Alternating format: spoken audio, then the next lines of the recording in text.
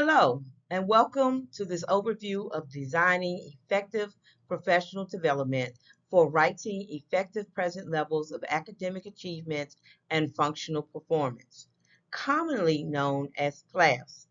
I'm Savitria Francis, and I'm excited to guide you through this critical element of the IEP process, especially as it applies to compliance, instruction, and improving student outcomes. I'll explore not only how to write effective PLAFs, but also how to design professional development that creates lasting change in special education practice. We'll be applying Morrison's instructional design framework to understand both the content and the delivery of effective PLAF instruction. Come along and let's learn. Let's begin with the why PLAAF statements are more than just a section on an IEP form.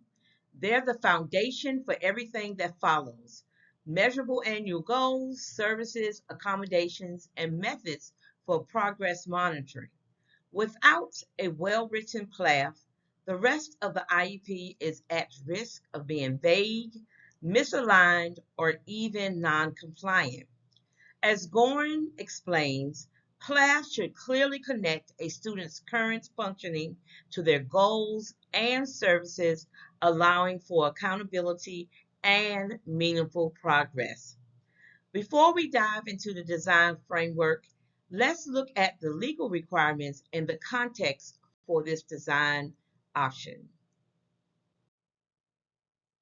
According to IDEA and Texas Administrative Code 89.1050, a PLAF must describe how the student's disability affects involvement and progress in the general curriculum, academic and functional strengths and needs, baseline data, and the connection to measurable annual goals.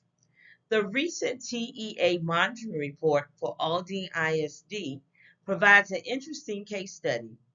While the district demonstrated success in PLAAF documentation, with reviewers noting descriptive and detailed present levels supported by student data, the district maintains a DL4 status, indicating substantial need for intervention. This tells us we need to build on existing strengths while addressing systematic gaps. In their 2024 audit of Aldine ISD, the Texas Education Agency identified systematic problems, PLAFs that were vague, disconnected from evaluation data, and not aligned to student goals. This was not just a paperwork issue, it had real consequences for instruction and student progress. Morrison's first component requires us to identify the actual problem, not just symptoms. In special education, we often see compliance issues, but the real problem is deeper. Our analysis reveals three core issues. First, inconsistent PLAF quality across campuses and staff. Second, disconnect between PLAFs and meaningful goal development. Third, insufficient use of comprehensive data in present level statements. Many educators, even experienced ones, struggle to translate evaluation data into clear, compliant PLAFs. As a result, IEP teams often develop goals and services based on incomplete or generic information. The TEA monitoring data supports this analysis. While some areas showed 100% compliance, the overall district performance suggests we need systematic improvement, not just isolated fixes. Understanding our learners is crucial. We're targeting general and special education teachers, art facilitators, and instructional leaders. Some are new to IEPs, others have written dozens, but most need support in using student data to create PLAFs that drive instruction and meet legal standards. Aldine's ISD special education staff includes veteran teachers with deep experience, new teachers still learning compliance requirements, and related service providers who contribute to but don't typically write PLAAFPs. Our learner analysis reveals varied confidence levels. 67% of teachers report feeling somewhat confident writing PLAAFPs, but only 34% feel confident integrating multiple data sources effectively. This tells us we need differentiated instruction within our professional development. We also discovered that 78% of staff prefer hands-on collaborative learning experiences over traditional lectured formats. This directly impacts our delivery method selection. Task analysis breaks down PLAAFP writing into teachable components. We've identified 5 major clusters. 1, data collection and analysis, which is a gathering of information from multiple sources. 2, assessment interpretation, which is understanding what the data means for instruction. 3, strengths identification, which is recognizing and articulating student access. 4, impact analysis, which is connecting disability effects to educational performance. 5, synthesis. It's weaving everything into coherent present level statements. This is how we'll train our educators. 1, we will review relevant data such as FIEs, classroom assessments, observations. 2, we will identify academic and functional strengths and needs. 3, we will describe how the disability impacts access to curriculum. 4, we will write a specific measurable PLAAFP statement. And 5, we will align it with the student's goals, services, and supports. Each cluster has prerequisite skills and knowledge. For example, you can't write effective impact statements without understanding assessment data. This hierarchy guides our instructional sequence and helps us identify where individual learners might need additional support. This approach is grounded in research from Burns, who found that high quality PLAAFPs are linked to better student outcomes. Component 4 speaks about instructional objectives. Clear, measurable objectives drive everything else. Our primary objective: participants will write comprehensive PLAAFPs that meet IDEA requirements and demonstrate student strengths, needs, and the impact of disability on educational performance. By the end of this program, our participants will understand the 4 required components of a compliant PLAAFP, analyze student data to identify skill gaps, write legally sound PLAAFPs using structured templates, evaluate PLAAFP quality using the TEA IEP quality and rigor rubric. Supporting these objectives include participants will analyze multiple data sources to identify patterns. They'll write strength-based descriptions that avoid deficit languages. They'll connect present levels to appropriate annual goals, and they'll demonstrate cultural responsiveness in their documentation. Notice these objectives are specific, measurable, and directly tied to job performance. They're not just about knowledge, they're about application in real educational settings. Component 5 speaks about content sequencing. Content sequencing follows both logical and psychological principles. We start with foundational knowledge, such as legal requirements and compliance expectations, because teachers need this context to understand why quality PLAAFPs matter. The course content is delivered in this order: 1, legal overview; 2, review of Aldine ISD audit findings; 3, anatomy of a strong PLAAFP statement; 4, practice writing with feedback; 5, aligning goals and services. 6, quality check using the TEA rubric and sample IEPs. Then we will move to data analysis skills, followed by writing techniques, and finally, implementation strategies. But it's not purely linear. We use a spiral approach where participants return to early concepts with increased sophistication. For example, we introduce assessment data interpretation early, practice it during writing exercises, and then revisit it during quality assurance discussions. This reinforces learning and shows connections between different aspects of PLAAFP development. Component 6, instructional strategies, combines multiple approaches. We use cognitive apprenticeship, experts modeling PLAAFP writing while thinking aloud.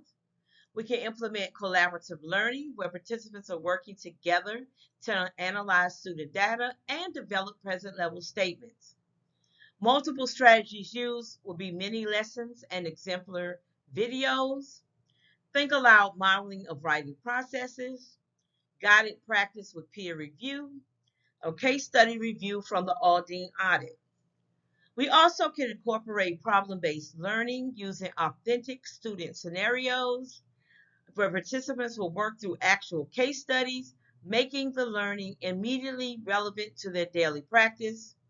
And this strategy includes both individual and group work, online and face-to-face components, and formal and informal assessment throughout. This addresses different learning preferences while also maintaining engagement. Component 7, message design, focuses on how we present the information. We can use visual organizers to help participants see connections between data sources and PLAAFP components. We can employ templates and examples that participants can immediately adapt for their own use. The use of color coding to show different types of information. Assessment can be in blue, your observational data can be green, and impact statements in red. This visual approach helps participants organize their thinking and writing. And also the use of consistent formatting and language across all materials reduces a cognitive load and helps participants focus on content rather than format. Our delivery system combines face-to-face workshops with online modules and ongoing support. The initial training uses interactive workshops where participants can immediately practice skills and receive feedback. Delivery is hybrid. Participants attend live sessions or view recordings. Each module includes a writing task, a rubric, and self-reflection. But learning doesn't stop there. We'll provide online resources, peer mentoring systems, and regular check-ins. This extended support addresses the reality that changing professional practice takes time and ongoing reinforcement. We also use just-in-time support where participants can access resources and ask questions when they're actually writing PLAAFPs, not just during formal training sessions. Key tools that include will be the TEA Aldine ISD audit report, the PLAAFP and IEP tip sheets for promoting progress, the IEP quality and rigor rubric, sample FIEs and student data, and of course, articles from Capizzi, Gorin, and Swain that speak about the importance of PLAAFP writing. Component 9 speaks about evaluation, which happens at multiple levels. How do we know if it's working? We will do pre and post assessments to measure knowledge gain. Participants will complete a PLAAFP based on sample data, a rubric-based review with facilitator and peer feedback, reflection logs to help participants build an action plan for their campus. More importantly, we evaluate behavior change. Are participants actually writing better PLAAFs, and are we tracking results? Are students making better progress because of improved present level statements? Morrison's 9 components work together to create coherent, effective instruction. The problem analysis drives our objectives, which inform our content selection and sequencing. The learner analysis shapes our instructional strategies and delivery methods, and evaluation ensures we're meeting our goals. For Aldine ISD specifically, this framework helps us build on the documented success in PLAAFP documentation while addressing the broader systematic needs indicated by the DL4 status. We're not just providing training, we're designing a systematic approach to professional development that creates lasting change. As Yale noted, non-compliance or unclear PLAAFs not only jeopardize legal standing, but also hinder instruction. Effective PLAAFs create a strong instructional roadmap when paired with progress monitoring strategies.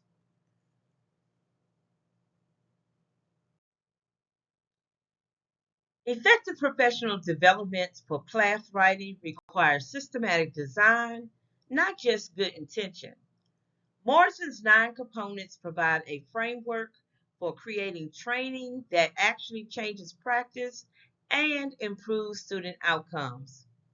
To wrap up my presentation, PLAAFs are the blueprint for IEPs. Writing effective PLAAFs improves compliance, instruction, and student success. This training addresses specific TEA concerns and empowers educators to create change. When we get the PLAAFs right, we improve everything that follows: goals, services, and outcomes. Remember, the goal isn't just compliance, it's creating PLAAFs that truly guide instruction and support student success. When we design our professional development systematically, we set the stage for meaningful, lasting improvement in special education practice. Thank you. Thank you for joining me today. Together, we can transform IEP writing into a meaningful, student-centered, and legally sound practice. I encourage you to apply these principles to your own professional development planning.